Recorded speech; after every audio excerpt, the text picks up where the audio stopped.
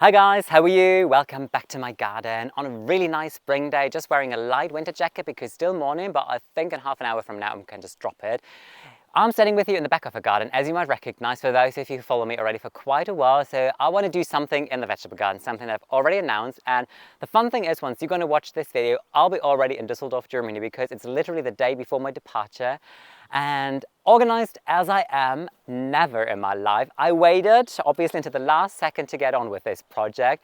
And starting the video, I thought, okay, I'm just going to do like 2-3 quick things, going to be nice and cute. Then I collected everything I want to do and I was like, okay, I really have some things to do actually today. I really underestimated all those things that I can plant actually that can go into the ground by now. I want to do some sowing, some planting, some things that are growing in plugs indoors. I've hardened them off and I want to show you the situation up here. So you know, I'm standing here on the right side of a slope, which will be one massive fruit and veg garden this year. And on the top layer, there are 3 raised beds. I'm going to give you a closer look in a moment, just in case if you've never seen my fruit and veg garden at this side. And on my left, there is a raised bed where we sowed some salad crops. They germinated and some already came from plugs as well. I closed them, I think that's how you say it. Anyways, you know what I mean. They look absolutely great. And I want to show you everything. So first thing, obviously, I'm going to do is flip the phone, show you how the salad crops are looking, and then just talk you through all of those projects that I want to do with you today. I hope you're excited. My garden assistant is already in position and in place. She's kind of like, where are the sticks? Hello? Are you photobombing again? Yeah. You're going to have a fun time here in the garden as well today, don't you? All right, so just in case if you've never seen this side of the garden, so this is the back of the garden, the very back, this is the slope, so this is kind of like where the garden ends. And what I did is I started building these terraces here. So on the left, this is where I will have my massive cut flower garden. If I swing around, you see that there's farmland, open landscape, really beautiful. Over that to this side, this is north facing, this direction here, and just behind those like tree lines that you might see there, just behind there is a beach and the Baltic Sea. So we are very, very close to the Baltic Sea. This is how the upper veg garden works. So here are the top terrace with 3 raised beds. You can already see all those things that I want to do with you today. There's a second layer where I already put some potatoes in, some onions, some cabbages that I'm going to show you as well. And then the last layer, this is where I will sow some pumpkin vines. And there's still a lot of pots of bearded iris where I'm still not sure where I'm going to put them. Lord be with me whenever I find a position for those. But what I want to do is obviously first show you what's hiding underneath here, because this is really exciting. Some people ask, like, does the cloche not fly away? No, it didn't, because I put a stone here to weighten it. So let's remove the stone and the cloche and look at those little babies. Aren't they just looking yummy? And you can see a clear difference between the ones that were closed and really had the ability to grow in a nice microclimate versus to those that were fully exposed to nature's element. They survived though. But well, anyways, I can't harvest all of them at once. So it is nice to have a little bit of succession. When it comes down to the harvesting, I harvest in rows. So I would start harvesting this row first, then prepare the soil a little bit and re-sow immediately. So I have a constant production of salad crops. What I'm going to do now, quickly put the cloche back on to make sure that they stay happy in there. Then next, here are all of those lovely salad crops that just germinated. This is going to be a dark salad. Obviously, you can see all of those germination leaves are already very nice, dark and purple. 2 or 3 rows, well, 2.5 rows in a way. And then next to it, there are green salads and they start germinating as well. Really nice here. And rocket just started, tiny leaves though, but a lot is appearing. And then on the right, there should be cilantro. There is no sign at all. I think the temperatures were just still too low. Then what I want to do today is I want to plant some of those babies into the landscape. So this is a patch of mixed beets. I showed you those before. This is how they're going to look, very colorful and beautiful. White, red, yellow, the stripy ones, the pink and white ones, they are delicious. They are like sweet almost. You can eat them raw as a carpaccio on a salad. Most of them are looking really nice and strong, but they're really bound to go out. I already hardened them off. They were out on the terrace for, I suppose, a week or so. I resowed, so there's some more in here, but I'm going to put them straight into the ground as well, because when I'm gone, nobody really takes care of them eventually, so I just want to be sure that they continue growing. Then over here, I have a first patch of artichokes, and this is Ademaro. they had quite poor germination, but those plants hardened off really nice. They look a little limp now because I really put them out in the wind wherever they were hit by strong wind and cold temperature. So some of the leaves are looking a little iffy, not so nice maybe. This one here, for example, you can tell a little sunburn, but they're still strong. Nothing is mushy, and they really have a lot of new shoots appearing at the base of the plant, so they're absolutely perfect. And then I have a second tray of artichokes. They had perfect germination, but hardening off, most of them didn't make it, but I have so many plants anyways that I couldn't possibly grow all of them, so I'm kind of happy about that. And then I've got 2 red cabbage plants in here that I kind of salvaged. They were looking terrible and stringy, and now they're kind of put in some nice growth, so I'm really going to put those into the ground as well. The artichokes, this is Imperial Star, by the way. And then I have those things that I'm going to sow. So I will sow my lovely, lovely beans. Those are like really nice dark pots. It's a very traditional variety called Blauhilde. And next, corn, love it. This is called Bantam. I always want to say Batman. It's just a sugar corn. Not too much in here, which is great because anyways, I don't need too much. They grow to quite some big plants. So what I'm going to do first is I will start sowing because I think this is the easiest thing I can do. The first thing I do is I sow my sweet corn, and I only grow one variety, and that has to do with a pollination process of sweet corn. Once it's time to plant them into the landscape, I'm going to give you closer details about it. When you look at the seed, I'm going to give you a closer look in a moment. This is organic seed, so normally they come with a little less seed. They're looking nice and good. Normally what you can do with sweet corn or any kind of seeds that are bigger, you can just soak them overnight, but I'm not really in a hurry, so I don't do that. I'll just put them in here, water them in, and it's all right, because what it does is you should sow it into blocks and modules between mid-May and April. I'm just in that time frame, perfect. The seeds should go 5 centimeters in depth. Oh, not going to happen in this tray though, but I've done the exact same thing in this tray last year and it works perfectly fine. So I'm not really concerned about that. And then the temperature. So they start germinating between 20 and 22 degrees. So this is like far away from now. So I know that if I put it in here, I don't need to have an eye on it for at least 2 to 3 weeks. I'm not even sure when I come back from Germany if I see any signs. I'm hoping for it though, because I'm going to put a cloche over here, obviously, but let's see. What I did is I already prepared the seed tray here. So this is a lovely long, good sized one. I would say maybe 5 centimeters in depth in total. And I just put like a nice fresh garden compost straight from the back in here. Nothing special, you know, none of these like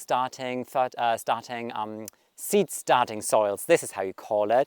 What I'm going to do now is give you a closer look at how the seeds are looking and tell you how I'm going to put them in here. Let me show you how the seed looks. I mean, you all know how corn looks, so no surprise, I suppose. It is literally just like very dry corn, basically. And you can tell it would be probably beneficial to soak them overnight, but what I do is like I put them in here and then I just water it, the cloche goes over it. So within a day, they will be soaked in the soil anyway. So all I do is I just space them out nice and evenly here on a seed tray, kind of like this. So always have like 3 and 2.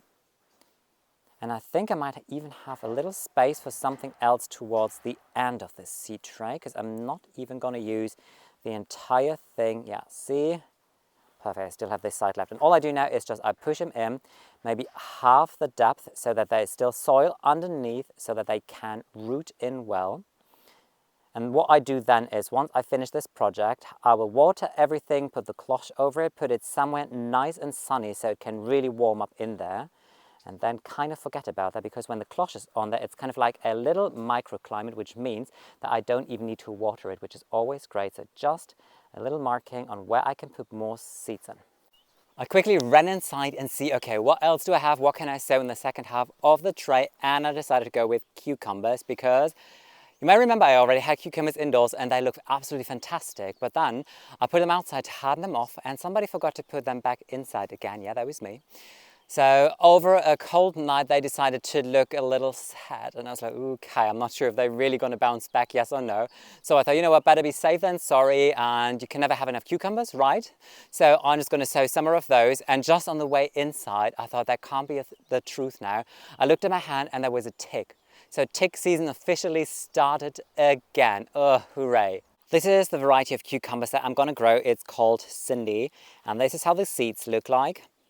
Very easy, like a good size. So all I do is I just sprinkle them in rows exactly how I did it with a sweet corn, and check how deep they need to go, 2 to 3 centimeters in depth, which means I'm just going to push them in. Then I water everything, put the cloche over it, and just put it somewhere nice and sunny now. The first sowing is done and I'm really happy about it, especially since there was a little bonus with the cucumber. So when I come back from Düsseldorf, I think the cucumbers are definitely starting to germinate, which is really exciting. I just put them back there somewhere on one of those terraces on a slope where I know it's going to bask in the sun, watered it in well. Very happy about it. So we're going to continue with the next project, which is more sowing beans. The beans are going to go into the ground as well. So if you remember last year, on a snowy day, I remember well because it was really cold, we built a trellis made out of all those hazel cuttings that I have in the garden. Still looks really nice, so happy about it. I've already anchored it in the ground and this is exactly what I'm going to put my beans now.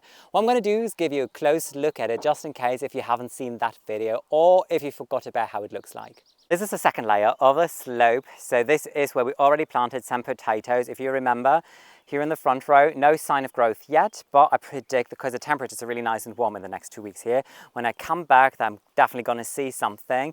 Here you see more closer, so this is where the cauliflower went in and it grew, which is really nice. And I really think it had to do with the extra protection of those cloches here. So they go back on immediately, obviously.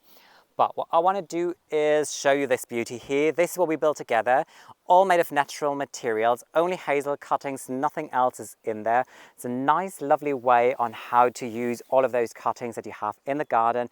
It's very sturdy, and what I did is I anchored it in. So basically, all those long legs here, I just dug a hole and just put them in there. So I think it is in probably for a good 10 centimeters, maybe more, which is like 4 inches. What I'm going to do now is start sowing all the way around this here. Blauhilde is a very traditional old variety of beans. It's very reliable, and the beauty of it is that if you grow it in your veg garden, they even look really nice. I think the foliage of beans is always nice to look at.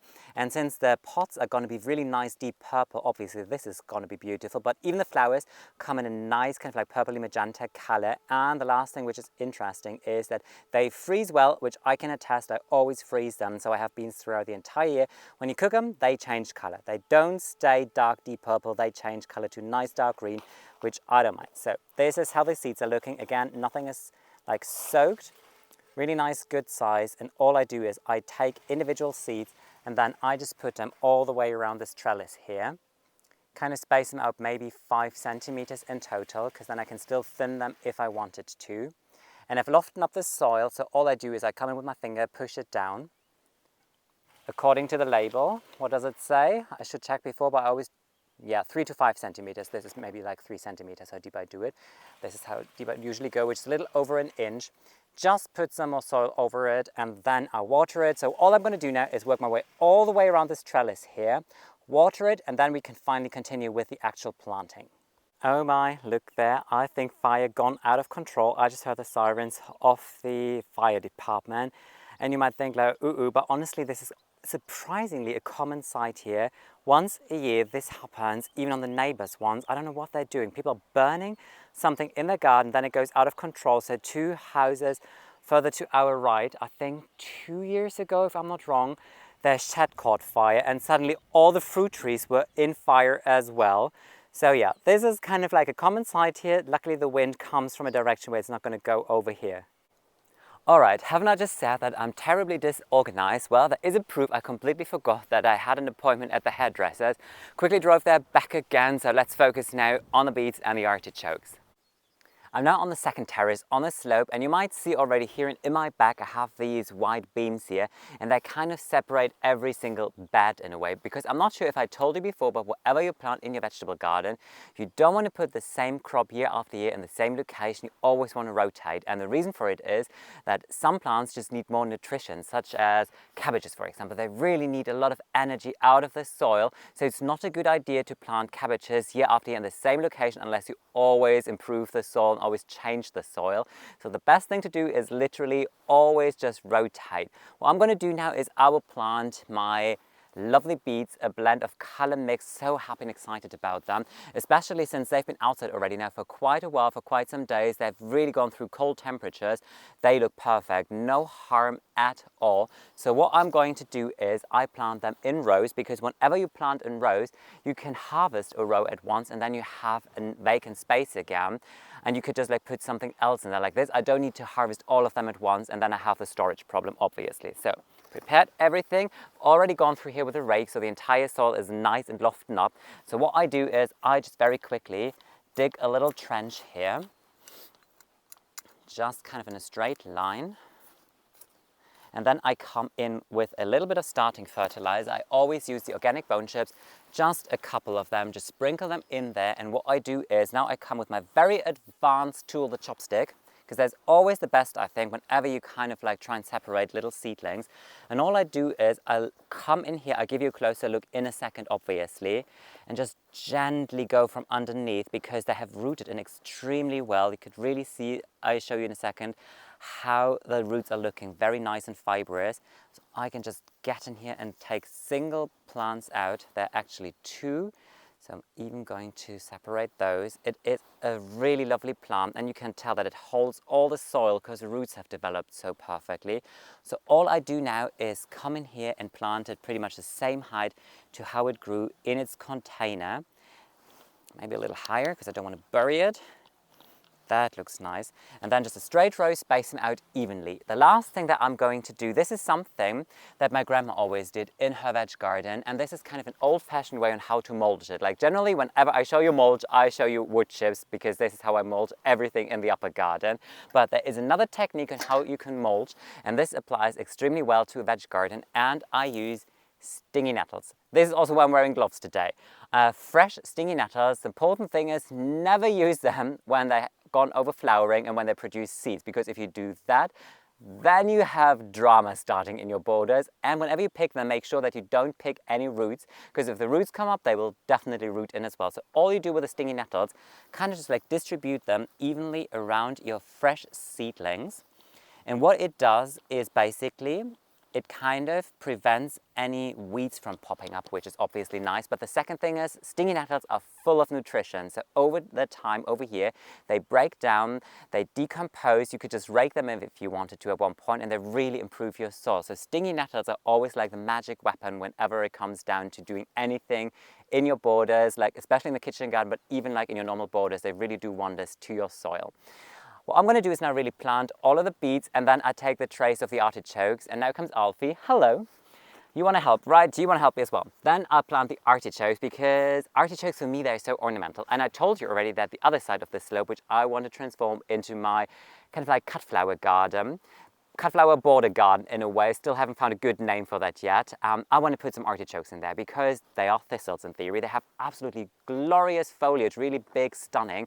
So I think that they would be a lovely addition in there. And even if I don't harvest them, which I intend to, and I hope that I can harvest something, they'll be just beautiful when they are in their flowering stage. So what I'm going to do, really work my way through and then show you a final result of everything.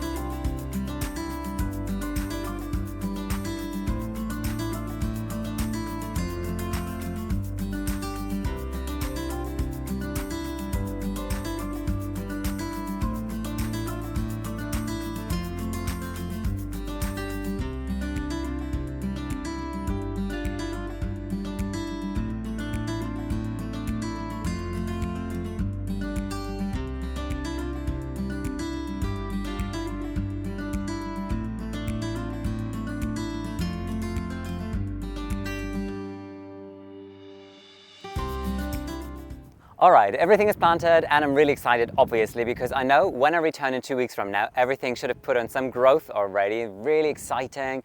What I did with the artichokes, I really sprinkled them a little bit here and there and everywhere. Some went onto the second layer, just the imperial star, because I think just 6, yeah, looking at 6 plants survived and made it. The other ones, they were just no good anymore.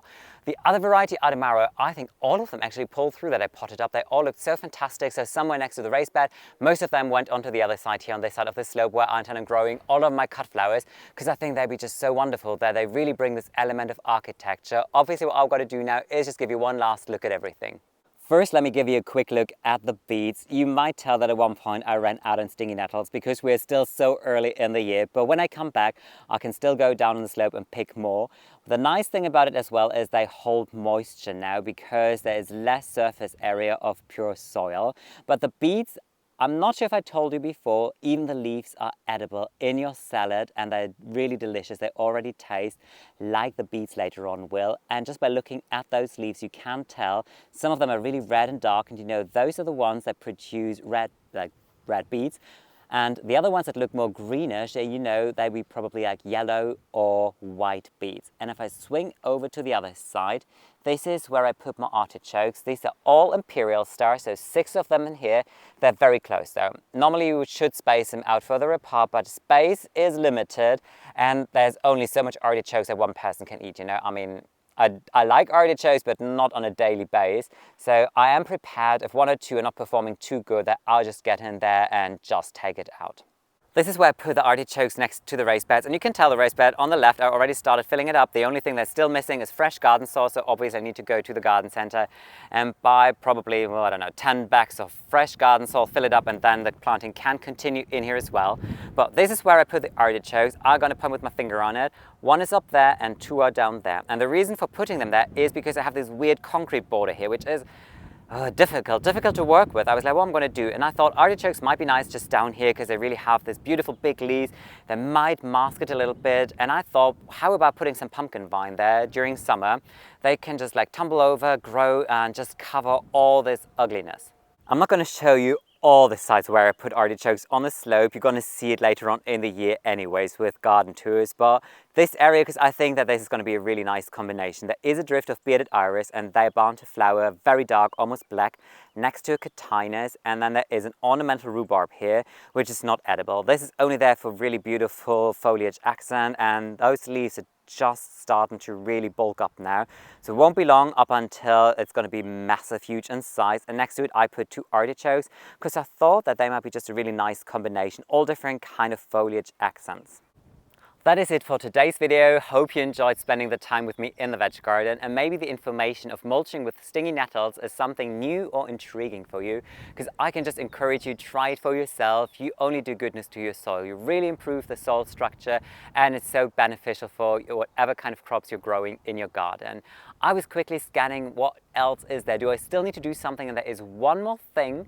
So I am going to do one more thing, but I'm going to post a video another day. So all I can say now is thank you so much for watching today's video. Hope you enjoyed it and love to welcome you very soon in my garden again. Take care, guys. Bye.